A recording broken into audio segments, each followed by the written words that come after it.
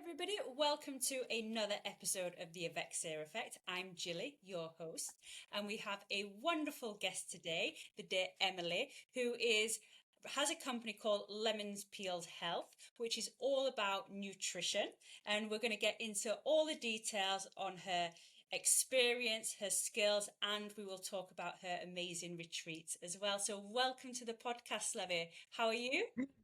Thank you very much. Thanks for having me. This is very It's exciting. a great pleasure. Good. So we'll get straight into what we want to talk about, and we'll do a little bit of background, a bit of your personal journey, and so which will Mm, lead us on to why you are a nutritionist today. Okay, so um, Brilliant.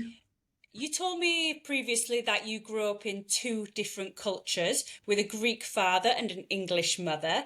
So how did that dual heritage shape your relationship with food and health growing up? Well, yeah, I say I grew up in Greece, but in an English way. So as soon as you entered my house, it was English because mum set the scene there. So everything was cooked at home, as it would have been back then, and she would have had her mother-in-law on top of her to make food, to make meat, to make the salads and all that. Obviously, we had bread on the table every single meal, so that was a must.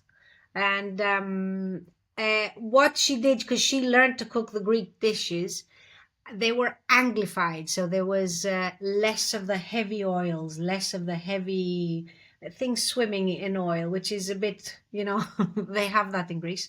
And I had and the English roasts and the baked beans on toast and those things. And then we had all the Greek fantastic roasts in the oven. The fish was incredible, the salads.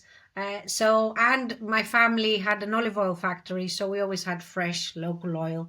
So I had a lot of great ingredients in my food, but I became a picky eater. So unfortunately, I wasn't able to appreciate it like I do now. But yeah, no, I'd say it exposed me to the two ways of eating, and it gave me some good fundamentals, which again I've only appreciated now, not growing Okay. up. Okay, so you said you were a picky eater, so that means what kind of foods did Mm. you personally eat? Only meat and potatoes, Okay. only spaghetti and red sauce or mince, which I would take the bits out. Anything that wasn't mince came out, and only Gouda cheese, only apples. And the only thing that has saved me, I've come to the conclusion now, is lemon, because I Okay. put lemon on everything, Okay. on all the meats. I think that saved me in a lot of ways. And my breakfast was very bad. It was cereal and frosties and milk. Okay, so Frosties and milk one quite day, British. bread, yeah, bread, butter, and Marmite on the next day with a cup of milk, Okay. with Nesquik, Okay. When did because no one knew. Okay, yeah, of course. When did you realize that the way you were eating was connected to health issues? When all my issues left because I changed the diet. I Okay. changed my diet from my husband in my 30s, this is, and I changed it for my husband, and probably a year in, I realized that my symptoms were better. Okay. We're talking, I was in my late 30s when I realized that there is definitely a connection. Okay, so it wasn't as because you've mentioned to me before that you have IBS and PCOS, which Yes. quite Had quite serious conditions. quite Yeah. debilitating. Yeah, no, I grew up lots of wind, lots of bloating, and incredibly painful periods, incredibly. And it took the painkillers, and I moved on. And when I was bloated, I would just go to another room, lie on my side, wait for the wind to pass, and then go back out and continue with my friends. Never thought about it. In my 20s, when I was working on Santorini, one of the islands in tourism, then was the first time that my life was affected by my pains and my issues. Up to then, I just accepted that that's who I am.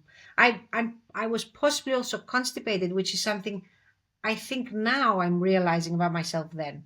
It wasn't connected. And we've talked with my mother, and she said, I would never have thought of asking you, how's your period?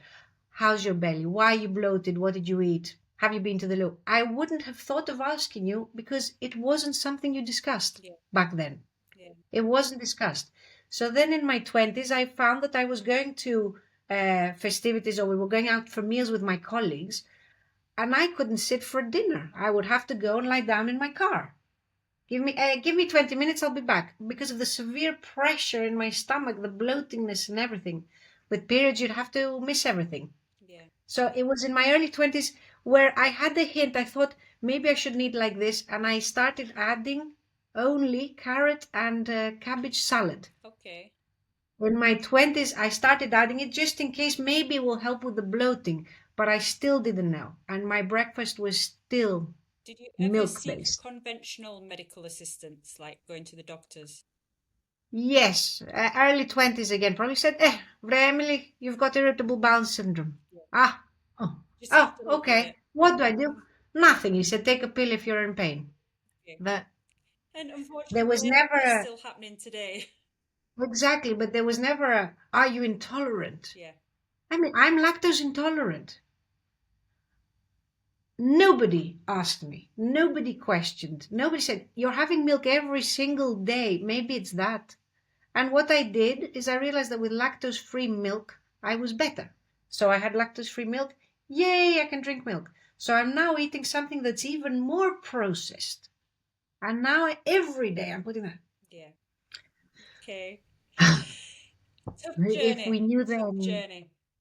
So things yeah, started to change for you. So you started to realize a lot of this in your 20s. And then your father had MS, which had a profound impact on yourself. Can you share what it was like watching his journey? How has that influenced your perspective of conventional medical treatment versus holistic approach?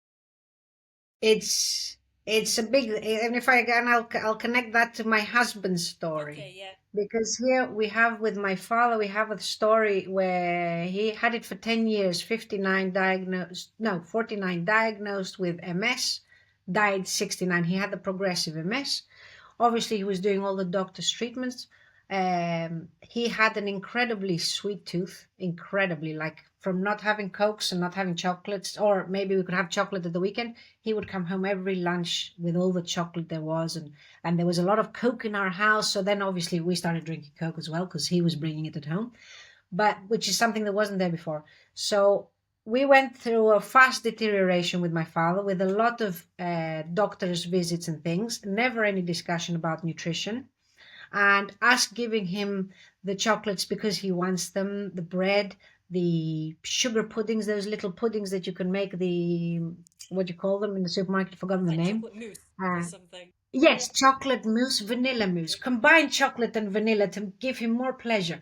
And the deterioration was fast. It was fast. And for many years, we blamed the medication, where the doctors actually thought they were doing him a favor, giving him all these. But they actually had a presentation, and he was a case study that how wrong they were. How they did bad. So, and it was devastating. And today, he passed 20 years ago. People that were alive with MS in his time are still alive, and my dad isn't.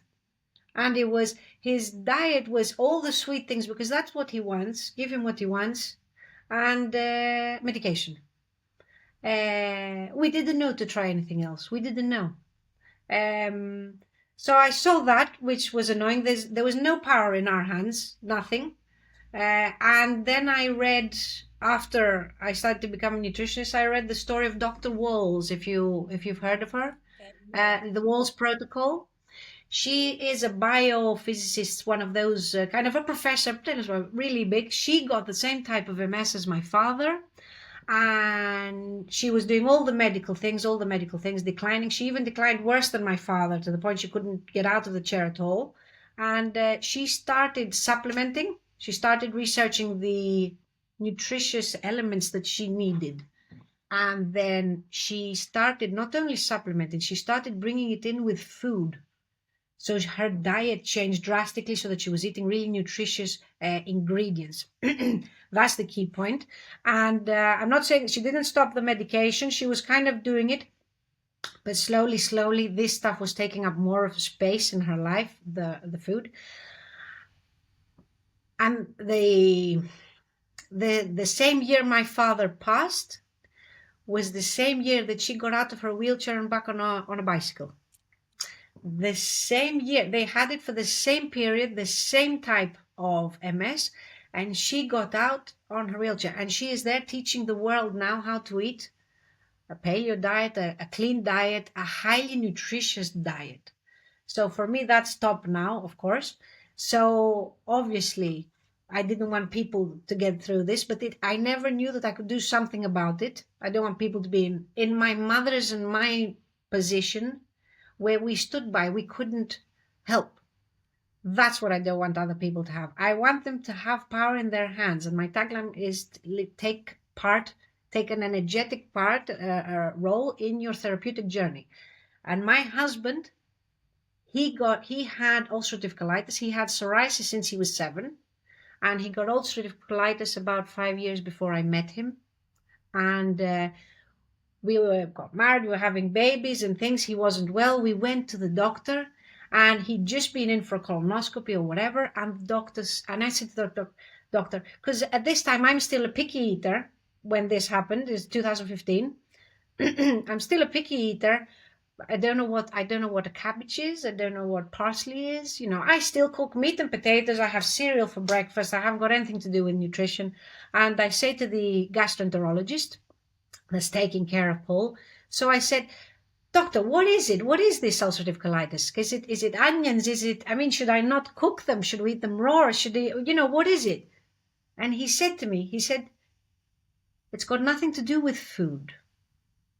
It's either you've got it or you don't have it. And for those of them who don't know, ulcerative colitis is an inflammation of the end part of the large bowel. The end part is inflamed and it's reacting. And, it could develop into Crohn's disease or it could not. But it's definitely something autoimmune. It's definitely something you have for life. And this doctor stood in front of me and said, it's got nothing to do with food. You either have ulcerative colitis or you're not. And I was like, I physically went, I said, but it's the intestine. Surely some effect. No. You just have to trust us. He was at this point about to be given biologic injections. And so you just have to trust it. It's like, that's when Paul and me walked out and he was like, something's not right here. Something's not right. So that was our big aha moment. It's like, wait a minute. He's got an intestinal problem and food's got nothing to do about it. But really, so it's not just about intestines and food. Food causes inflammation all over your body. So everywhere. For those that have done the research, etc., the food you eat can cause inflammation in all of your body. Everywhere. I personally have Hashimoto's disease. That causes chronic inflammation. So we change our diet. We cut the gluten out. We cut the sugar down. We reduce the dairy. We take the things out that cause the inflammation in our diet. Okay, the pill doesn't fix us. Our diet does. Yes, exactly. And if before you were you got the diagnosis, before they had investigated a bit deeper, they would have found a few more things. They might have stopped the label at the end. Yeah, exactly. So it's not, I see where you got the connection, your intestines, food, but we just need to just for our listeners that food causes inflammation in the entire body. So, absolutely. You could have migraines and it's your food. Yes. You could be depressed. You could have zero intestinal symptoms and you could be depressed. And everybody's trying to send you to a psychologist, a psychiatrist and things like that. Yeah. And all it is that you're allergic to gluten. Yeah. You could be celiac and you don't even know it. Yeah. Well, I'm not celiac probably, but you could have gluten intolerance. Yeah. But it's incredible how many, it affects everything, like you say. Yeah. It affects everything. So you've gone through this process. What made you to actually decide to formally train as a health nutrition coach? 2015, again, in this phase where things aren't adding up with what the doctors say, Paul's on biologic medication, stabbing himself and stuff.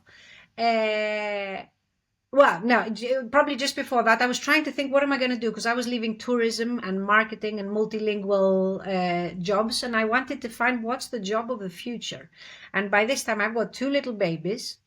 I'm aware, and from everybody else, that I don't eat very well, that I can't cook very much. And I started saying to Paul, Paul, shall I become a nutritionist? And he laughed. The same way everybody laughed. I said, should I become a new? No, it was an idea. I thought, I think the children need protection. Growing up in a family where our parents got autoimmune disease, you do grow up thinking, everything I've got, am I getting MS? You do think you're going to get sick when you've grown up in a house with illness. So you're constantly, what's that mean?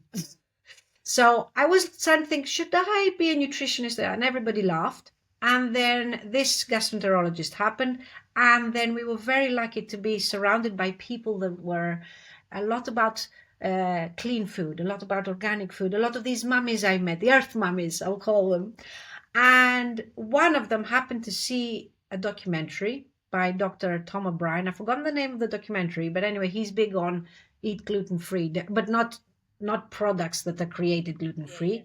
Naturally, get the gluten out of your life and all the problems it causes and everything. And he happened to mention ulcerative colitis at 1 hour dot 50. I still remember the hour. And she said, oh, watch this 1 hour 50. We watched that clip that mentioned ulcerative colitis. And then we went back and watched the whole 2 hour thing.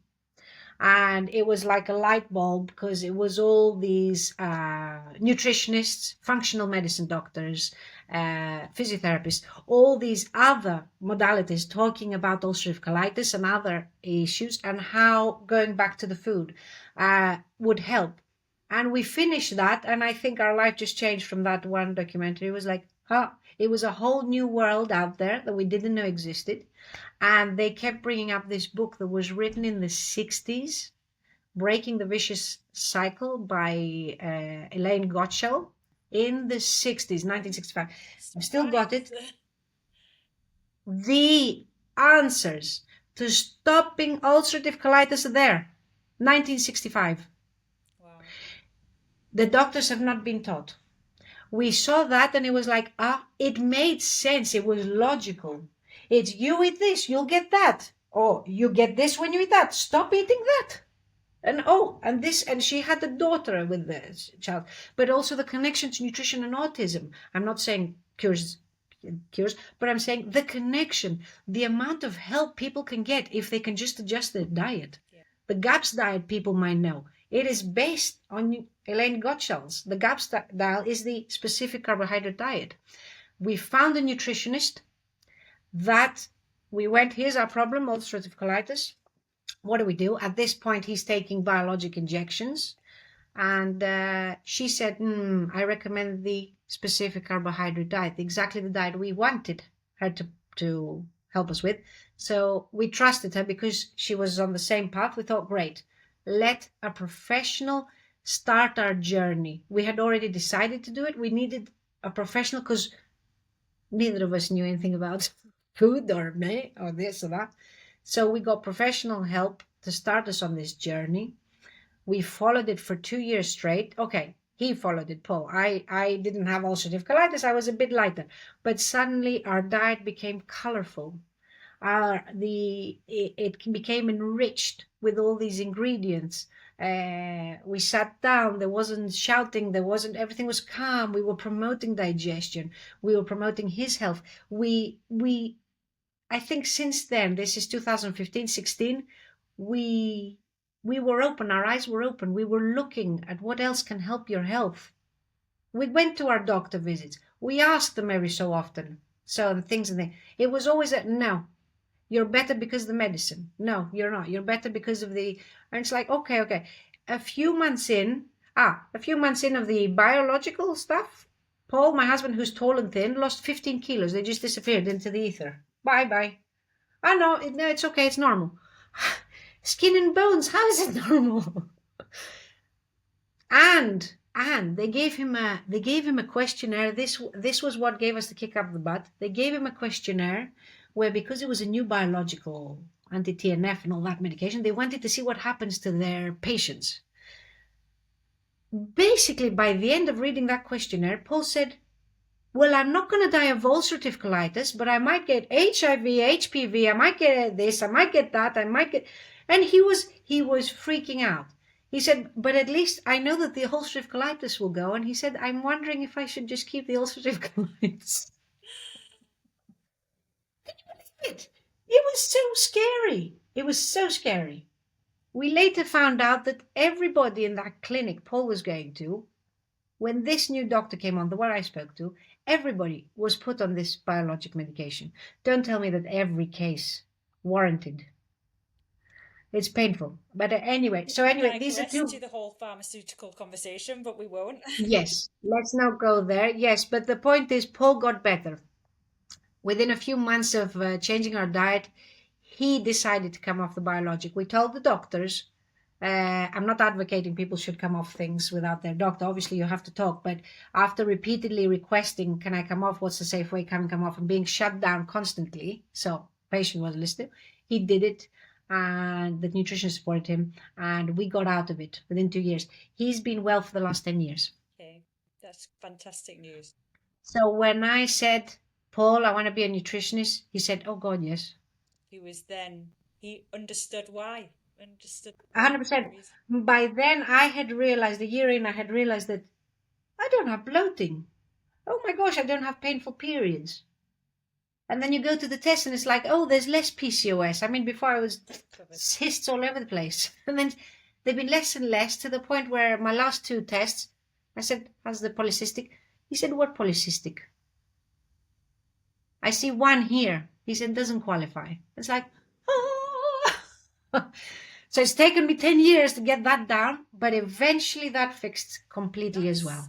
That's fascinating to me because I know a lot of people with PCOS, but honestly, nobody's ever mentioned to me about the diet, the nutritional aspects of PCOS. They're all struggling and they're all complaining about being gaslighted by doctors, etc., about the situation, which is happening and it's a serious matter. But nobody's ever said, oh, I'm doing this diet plan, I'm doing this to organize it. So that's really fascinating that we're opening up more people's eyes to the prospect that PCOS could be reduced with nutrition. Yes, it can be controlled, it can be ameliorated. Yes, it's definitely a low carb situation. But yeah, definitely. And with helping the health of the intestine. Yeah. Yeah, but it's a big one, PCOS. Yes, but that surprised me. I thought it was more known now about the food, but possibly not. I think a lot of these things, it's taking its time to circulate around, and it probably depends on the group that you're within. So maybe because you're in the nutritional circle, you hear more and more good stories, results. Yeah, you forget. I'm not in the nutritional circle fully. I am in some respects, but not for PCOS. So I'm not hearing so many success stories or people using that method. But I do know people with PCOS, and I will be recommending it now. So yes. So low carb. There's a lot of conflicting information with regards to nutrition out there, as we've kind of alluded to. So, but there's things like keto diets, vegan diets, carnivore diets. There's like a million different diets out there. How do you cut through the noise of all this and help clients figure out what is the best solution for them? Right. Okay. Well, the thing is, when I work with my clients, I always start with where they are. I get a good grip of where they are. What are they doing? What have they come into contact with? How they try to eat? Because a lot of times people have their beliefs and they're stuck in them. It's like, no, I'm going to do intermittent fasting. Okay, yes, why? Oh, because I read this, or because it's like, okay, and it's working for me and things like. And it's like, yes, but you're coming to me with symptoms A, B, C, and D. Maybe it's not for you. Maybe. So you have to go like that. But there is tons, and I keep an open mind to all of them because I think they're all good. But what's good for you is not good for me, maybe. So keto might be great for you, or we tried experiments with Paul. Keto was great for him. I was like, no, I'll do low carb, but I can't do further. Me. Other people are great on it. So I can't dismiss or support any of them at all, except to say if you're going to, for all of them are extreme in my mind. They're all extreme. Keto, the vegan, yeah, they're extreme good. And if you're going to do them, you have to do them 100% right. There's no room for error. You can't be a vegan with a Coca-Cola and bread. That's also vegan, Yeah. but you can't do that. You're going to be sick. Whereas if you do the vegan way, you get this alternative burger, and it's bean sprouts and I don't know what, and vegetables, and they have the flavors of vegan restaurants. They melt in your mouth. They're amazing. If you have the time to sit and be a vegan, a proper vegan, yay.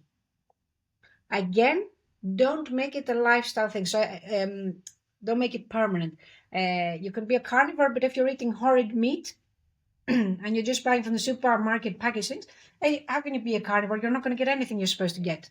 So there's all that. They're all a bit extreme, and it requires that you do them right. I'm learning from all of them, and all of them have helped people in certain strong chronic conditions. All of them. So there it's looking at the individual, seeing where they are, and being open to what they like or what they want, and trying to adjust it and compromise. I'm constantly compromise. Okay, you won't give me an egg. Will you give me the cheese? I compromise with them. I understand the value of each of them, but I think in my mind, and from just keeping an open mind and looking at them, all of them, the safest is a varied diet, bit of everything. Then you're not giving the chance to anything to harm you. Because even if you have water, it's amazing. But if you have too much water, you're going to lose all your electrolytes. Everything's going to go out. You're going to be weak. It'll be bad for you. Too much oxygen is bad for you. It will explode or whatever. I don't know. Everything tapada me metro, they say in Greece. Everything a bit balance, a bit of everything. That's why the Mediterranean diet is a good one, probably, because it's a bit of everything. There's variety, there's colors. They also have the religious fasting, but they have little periods of fasting. Fasting is good in amongst a varied diet. Men work well with fasting, women don't so much, But it's always about finding where the client is, negotiating a little bit, and yeah, open to all of them, all of the ones that I'm labeling as extreme, but extreme health as well, whatever. Open to all of them. Do them for a short period. Experiment. Does it work for you? If it works, fantastic. Do it. Maybe don't do it for so long. Okay. Maybe make breaks and come back to a varied diet. Then go back. Then you'll find, as long as you're tuned into your body and you listen to the signals, you'll find the right one for you. Okay. But on the safe side, and if you don't know what you're doing, just stick with a balanced, varied diet. Fantastic advice. You work with one-on-one clients and the groups, two very different approaches. Yes. What is the difference in the approach? Well, that's the thing. When you go to the one-on-one, you're going to negotiations, right? Can you do this? Can we take this thing out, put this in? You're playing in their field, in their arena, and you're just trying to change it and expand their options, and slowly, and develop new habits. There you look at the person's, you're looking, again, you're finding the person where they are and getting them where they want to be. When I'm in a group setting, I like it because it motivates them more to cook the meals. Okay. When you're one-on-one, I'm finding they don't stick. You say, oh, this, that. I say, did you make that meal we talked about? Oh, I didn't, stuff like that. Whereas if I'm in a group and I have people posting their meals, you find that everybody's cooking them. Okay. Everybody's putting their pictures up. So a group setting is more motivating to make the change. But it's not acknowledging where you are at in your journey. It's that. But they get the information to change the habits. They obviously get tasks they can take. Did I do this? Did I do that? Yes. Did I stand on one leg while I did my teeth? Did I, so there is a bit of an accountability factor, which is a big one in the one-to-one. But people are more motivated by themselves to actually make some changes. And I like that. Okay. Interesting. That is really interesting. You do see it in people sort of like Facebook group chats, and you do motivate each other on. Because you could be having a non-motivated day, but then you see other people doing things. You're like, actually, yeah, Exactly. let's do it. Yeah. Oh, yeah. Oh, that Yeah. likes that. Like I've given them a recipe with a picture, but it's seeing Mary do it and her live picture that's like, oh, yes, that looks And nice. she's And told me think, how it I tastes. gave you a picture of it. It tastes No. amazing, and I've taken Yes. somebody's word from that. It tastes great. Exactly. Yeah, Exactly. Yes. And seeing other people and feeling part of of a group doing it, it's very yeah, powerful. It gives strength. Yeah. wonderful. So let's talk about gut health, because a big of what you Yeah. do is mainly to about the gut health. So what are the most common gut issues you generally see within your clients? It's bloating. Bloating. There's Yeah, wind and too much information, but pieces in the stool. I'm going to say that because it should be normal to discuss this yes, thing. it should. Like I tell my kids, did you look in the toilet? You gotta look. You gotta know. So you know what's going on. It's the free test we get every day. We could check our health just by checking the poop in the loo. It can tell us so much about it. I'm thinking of doing a free challenge about it. That's my next. I'm like, ooh. So, yes, it's usually bloating stuff. Now, my main focus is better management for blood sugar and blood pressure, Okay. but it all starts in the gut. I also do gut health, but the main focus is there. But for anything, we start in the gut. And it's bloating, and it's a lot of people are eating too fast.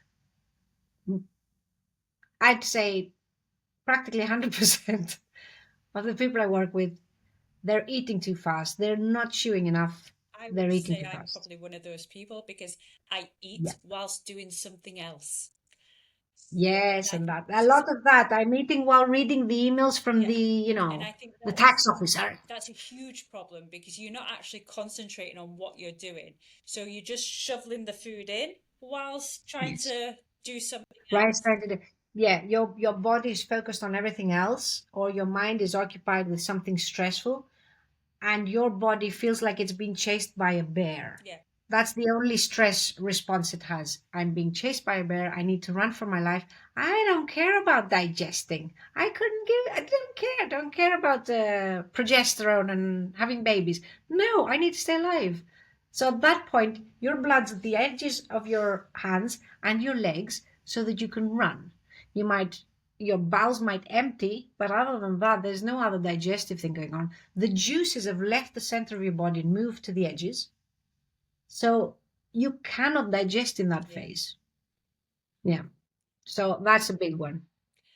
So you also offer a free fermenting class every month. I find this fascinating because I don't really know much about fermenting, to be honest. So it's quite a specific thing for you to be doing. Firstly, what really is fermenting, and why is it like a big part of your approach?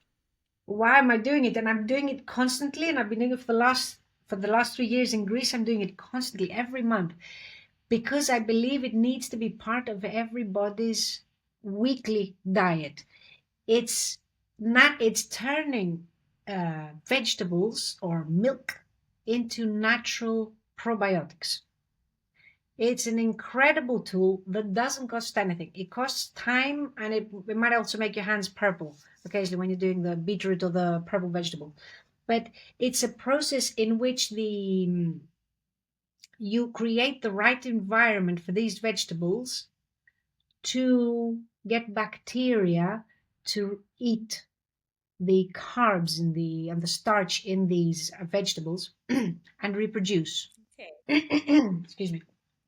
When they reproduce and they have off gases and things like that, and their normal metabolic processes, they excrete wind. Let's say their wind, the things they excrete, are for us very nutritious. okay. They are substances that will go and live in our intestines and stay there. So uh, the constantly, like the when you go to the loo, most of it is dead bacteria living in the intestines. It's the microbiome. Have you heard the microbiome? Yes, I've heard, yeah. Yeah, it's the DNA, the organisms, everything, the organisms and their DNA, what's living in our intestines, and they are more they're in their trillions, whereas the human genome is in their billions. I keep getting the numbers wrong. Don't quote me on that. But anyway, we are more bacteria than human at the end of the day, and the good commensal bacteria living in our intestines, there is a balance. We've always got bad and we've always got good. There's a balance. Now, if you take antibiotics, it kills the bad guy, it kills the good guys. And the bad guys are a bit faster at replicating themselves. Plus, after an illness, you'll probably have more sugars, and they like that, so they're going to go up. And the good ones aren't going to proliferate a little bit more. Then you've got a lot of stress, and the good one's going to go a bit less because it's really bad for the intestines to have and the bad, you're going to eat more chocolate than sweets, so the bad one's going to go up. So in the end, you're going to be a bit there. You've got dysbiosis, it's called, in the intestines, and it's just where there's a lot more of the bad guys than the good guys. So it's very important, like after a bout of gastroenteritis, after a bout of antibiotics, it's very important, if there's a lot of stress, to bring the good guys in. The good guys can come in either by taking probiotics, but it's not enough. You also have to eat the prebiotics, the fiber that feeds the probiotics. So you have to eat a lot of the vegetables, and you have to actually put the organisms in. Okay. So you can do probiotics, you can do yogurts, especially the ones that are made the Greek way, the Greek yogurts, the traditional way, not these nice creamy things, and with I don't know what ingredients. Non-processed yogurts. Exactly. Or you can make ferments, which is an ancient practice from the Balkans and Russia. No, everybody did it. That's how they preserved food before the fridges. And all we're saying now is bring it back, bring it back. Because you make these ferments, it's not only a probiotic, these foods, they are also a prebiotic because you're eating the vegetable. So you're placing new bacteria, healthy bacteria that work well with us. You're adding the bacteria to your body. You're adding the food they need to proliferate. Plus, when you ferment something, you increase the nutrition of that something. So sauerkraut, which is the red cabbage, it's got some vitamin C, it's got some iron, got magnesium. And then you ferment it, and as a food, it has the most vitamin C from a food. So suddenly you're supporting your immune system as well. You're supporting antibacterial, antimicrobial. You're getting vitamin Bs. You're getting some magnesium. You're getting a lot of good stuff into your body. And if you eat it once and you don't eat it again, you're going to poop them out eventually, and you're going to have to start over. So I'm saying 2 to 3 times a week. Doesn't have to be every day. Yeah. 2 to 3 times a week, 1 forkful of these ferments is like taking probiotics. And a probiotics, if you're going to buy a good one, it's not worth buying a €10 gummy chewy. It's just not worth it. The additives is just too many. You're going to buy a good one, you're going to pay at least 20, €30. Yeah. And then you'll be done after a month. You'll pay €1 for a red cabbage one, €2 maybe. You've got your sea salt. You just sit, you make your ferment. You're done. And you've got to ferment for 6 months. Is this class online or in person? It's online. Perfect. So It's I'm going to sign online. up for Yeah. this class, and I'm going to put the details of this class on the description at the end because And the next one, yeah. yeah, I'm actually going to do in December. I thought, because I don't usually do it in December, but I thought it's a fantastic Christmas present, and I'm going to make it for people. So I thought I'll video it. I'll do a live thing. It's I'm going to make salsa. oh, It's the most lively ferment, and it's kind of tomatoes, peppers, thingies, and it's explosive. We're talking explosive. It's a lovely Christmas present and a very amazing. helpful one. Okay, Yes. Now they are in Greek, that's fine. but you've got Greek. Yeah, Yes. that's not Yes. a problem. Yeah, and we can arrange, if there is an audience for the English, we can arrange just a free one in English. I'm always making supplies for myself, If you so can do one in English, that would be incredible because I know there's a lot of our listeners are English speaking. So if you can yes. do that, and I know there's a lot of people that are listening that would really benefit from this. Perfect, So perfect. No, well, that's what I did before I came to Greece. It's just I switched to my everyday work is in audience Greek became audience. Greek. Yes, but I used to do English ones, so we'll do an English one That day. would be There you go. amazing. That would be fascinating. So talking about moving back to Greece. So now you're living in the town that you grew up in, correct? Yeah, And yeah. you're raising your family there, and it's all well, it's a great experience for you. How does living in Greece influence the way you approach health and wellness compared to what you see elsewhere? Ah, well, now it's interesting because now I'm living in the Mediterranean diet. So you would think, what have you got to teach anyone? It's like, aren't they already doing it?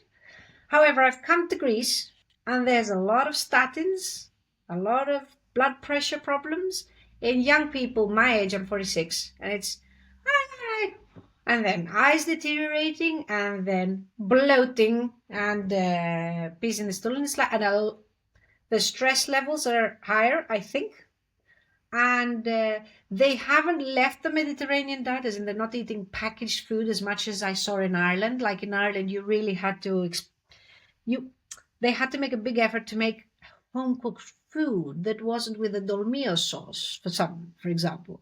That was an effort teaching them that. Here they wouldn't do that. No, they'll take the tomatoes, they'll sit and grind them and do all the thing, they'll do it properly and things, but then they won't know how to balance some things. Then they're affected, like what you were saying before, the various diets. They're constantly going on diets, losing a bit of weight, putting on more. They're constantly doing these diet things. So I'm dealing with people that have done a lot of diets, and I'm making a point of saying I don't do weight loss. Now, of course, they end up losing some weight, but I make a point of saying I'm not a dietitian. I don't like that approach. I think it's too difficult anyway. I don't want to get there. But too difficult in the sense that diet is connected with pressurizing people to not eat, to be hungry, Anyway, it's just a field I don't like. If they lose weight, great. But we focus on symptoms. But so I'm seeing more stress, more blood pressure problems, more cholesterol, worry about cholesterol, but a lot of worry. That. So I find I'm doing a little bit more on habits than I am on nutrition. Nutrition usually requires a few tweaks and maybe finding sensitivities that person might have, but not so much on educating on a real varied diet because they do it. Yeah, Yeah. perfect. Yeah. I do find that they do drink things like a lot of Coca-Cola and things like that. There is a lot of processed stuff in around the generation. That thing, Yeah. yes, and there's a lot of options now for fizzy drinks and Yeah. things. It's crazy. Yeah. Yes, there is Coca-Cola. There isn't as much Diet Coke, which there Yes. was a lot, and there's a lot more coffee. Yes. A lot more coffee. But with that coffee, what comes? Relaxation, sitting, chatting with a friend, having a ciggy, a lot of bringing down the vibes. Yeah. And somebody said something good. I said, all the coffee places are full every day. Who's working, for God's sake? I said when I came back to Greece, I said, and they said to me, yes, but Emily, €2 on a coffee rather than €10 at the psychologist or something, Yes. to And I Yeah. thought, yes, this is a part of the Greek life, the Mediterranean life. They constantly take breaks Yeah. and see their fellow people and laugh Yeah. Yeah. Very and have a true. good time. Let's talk about your Mm. retreats. Okay, so you do your retreat on the west coast of the Peloponnese, which is an area you've Yes, described as beautiful but still undiscovered. Okay, so and why this. was it important to pick this kind of area rather than choosing a more touristic, popular area to do the retreat?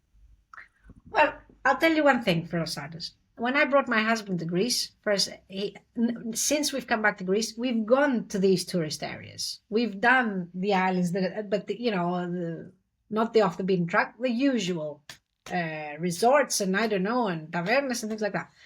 And he actually said to me, if you'd brought me here when we first came, I wouldn't have liked Greece. He's Irish. So he came and he saw the real Greece.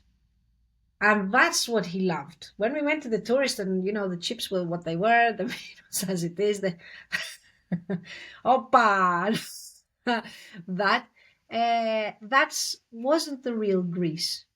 It's true. This is the real Greece with incredible smells, the food. the Greece where you go on the beach, it's a sandy beach. You're walking along, you're under your hotel, you're walking along, and after you, it's like you and nothing, because it's classified as an agricultural area. That's going to be changing soon. So soon, I'm sure we're going to have resorts down there. But it was important to me to bring people now when it's unspoiled. Now, after being in Ireland, I can recognize how lucky I was to grow up here that all these people don't know about. We're like on the way between Patras and ancient Olympia. So there's a lot of people going there, but not many people that will come to our beach. However, it is very well known amongst Greeks, Kuruta Beach, because it's a golden beach and it's not one of those where the sun sticks on you. There's no stones or anything. It's a nice quality sand, I like saying. It's a lively sea, which is always fresh, so it's not hot. We usually don't get the jellyfish that other people do in other parts of Greece. Cruise ships don't come anywhere near us. Oh, they do. They go to Katakolo for ancient Olympia.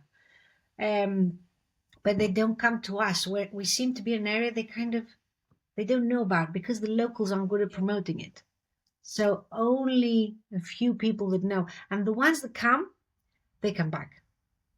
So most of the clients in the hotel that I work with, and I work with a lovely hotel family owned hotel, their clients, 90% are returners, people that have come back, and their descendants. Those are the people that come to this area. It's incredible. Yeah, they come for the So, true, genuine hospitality and the yes, the unspoiledness of it. genuine thing. Yeah, You're treated like everybody else. Nothing's modified to suit you, the foreigner, which isn't a great thing sometimes. But sometimes it's great to just enjoy it. You don't have to ask for your food to be gluten free. Your food is gluten free. It's gluten free. Meat and potatoes. Why should I give a list of all the allergens? yeah. It's meat and potatoes. You notice I went back to meat and potatoes. I think you always refer back to that because that is part of your whole growing up. It's part of who you've become. Yes, Yeah. yes. I just wish I'd said I don't know, your aubergine and sauerkraut. Anyway, Can you yeah, walk us through a typical day at one of your retreats? What does someone actually experience from morning to evening? tonight. Right, great. Well, I've got a tourism background. Like I was saying, I worked in cruise ships, I worked in the Greek islands. So I've always wanted to combine the nutrition with the tourism. So I can put a tourism package together and take care of my guests, but now I want to put in the learning thing.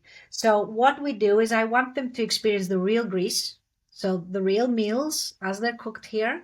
I want them to experience the relaxation, so sitting down for coffee and doing nothing, just talking.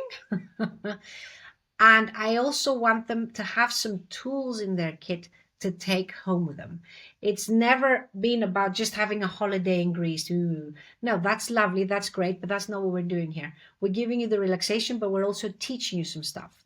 So a typical day would be that get up, all our rooms are sea facing or whatever. So you wake up and with the sound of the sea and with the view of the sea. And they come down, they have their water and lemon with a bit of salt, just get the electrolytes in. And then we're on the beach doing Pilates. That's how we did with my sister came. She's a Pilates instructor. So Pilates on the beach for 45 minutes, then come up, have your Greek breakfast. Now, there I do tweak the food. There I have made sure the hotel has stuff I want them to have in that might be a bit above and beyond what any hotel would serve.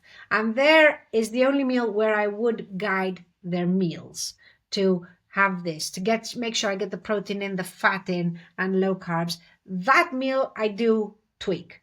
Other than that, no, it's whatever the venue cooks it, how they cook it, because I go to places that have their own stuff and they're homemade. So I just want my people to experience the Greek diet, uh, not diet, nutrition, meals, events, let's call it. Then they're free after the breakfast, or we have a tour to ancient Olympia.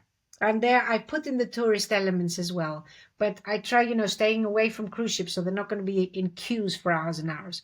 So I have my guide, and because to go to see the ancient ruins where the Olympic Games started, we go to the museum, see the statues of Hermes, the most beautiful thing, most beautiful bum. There, I said it. That statue is just gorgeous. Hermes of Praxitelli. I'm just saying, just in case you've heard it. So, eh, ancient Olympia. If we do that tour, then we then go and eat at a taverna, where again it's all their own produce. They come home, they rest as a Greek does. I mean, they can sleep, but they probably won't, but they can. And then they'll have another session of Pilates in the evening. Ah, and then either we have dinner together or we don't. I forgot to add my sessions in. So I do them after breakfast. So they do Pilates, typical Pilates breakfast, then they're with me, where we discuss again things they can take control over. What's in their cupboard, what's in their fridge, finding out what the bad ingredients are, how to eat. It's not enough just what you eat, it's how you eat that will pay a difference. What else? Yes, so we do the session in the morning. We might have a tour. We do the tour. That's the one tour we have. The other one is going to ancient Roman mud bath, which is up the road from me. All the tourists go there. They're not here where I'm staying though. So, I've got the base. I've got these great venues near me, 20 minutes from this location. But where I am, there's hardly any foreigners. So yeah, I love it. I love it. And then we'll either have dinner together or they're free. I cover one meal a day. So they've got their breakfast and then I'll do one meal because it's important. It's important that they learn things, but it's important that they rest as well. So I'm not with them at the venue. They're there and I visit because then they're with the Greeks of the hotel. They get taken care of. They can be on a holiday. But when they return, they have a whole lot of things, a whole lot of information they can start implementing. Why is it And well, when they go to a foreign country.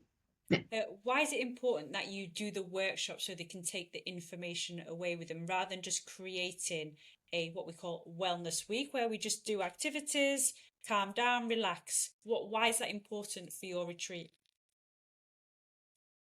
To bring them here. No, so your workshops are Uh, all about lessons, and so they can take the information yes. away with them. So a lot of retreats are just about doing something in that week. They'll gain something in that week, whereas you're more focused on teaching them to take that information away so they can live a better life as they go away. Yes. Well, I think that's what makes me a bit unique. I don't know if it's wrong or maybe it's right. I don't know. I see my retreats as an investment to your health. It's definitely right. I totally agree So with it. while the yeah, yeah. Sorry, yeah, I missed you there. But I see it as you're investing in your health.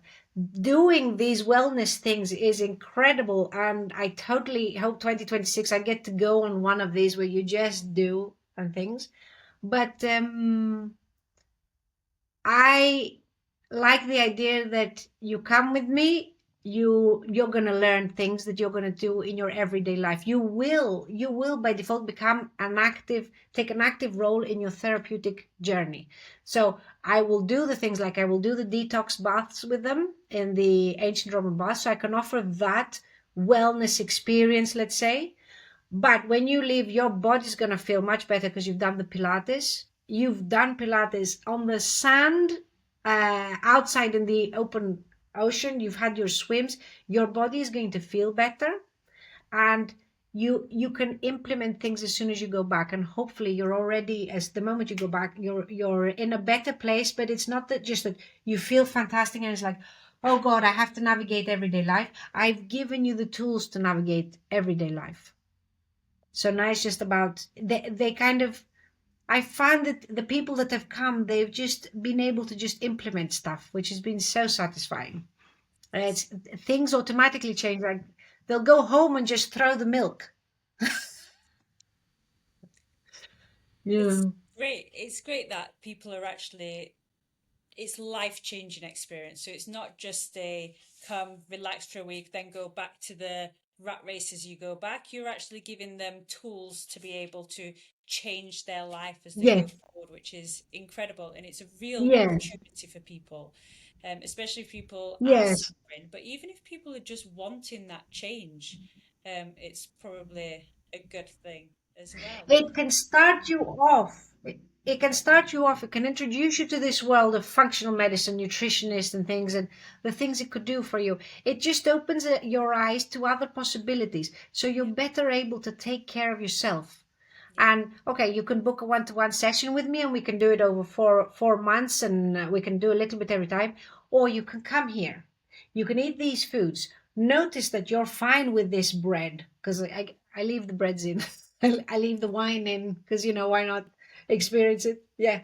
So you feel fine and things. You feel the effect of eating differently. I've told you how to eat, how to buy supplements, how to make ferments, how to add these things that are going to support you.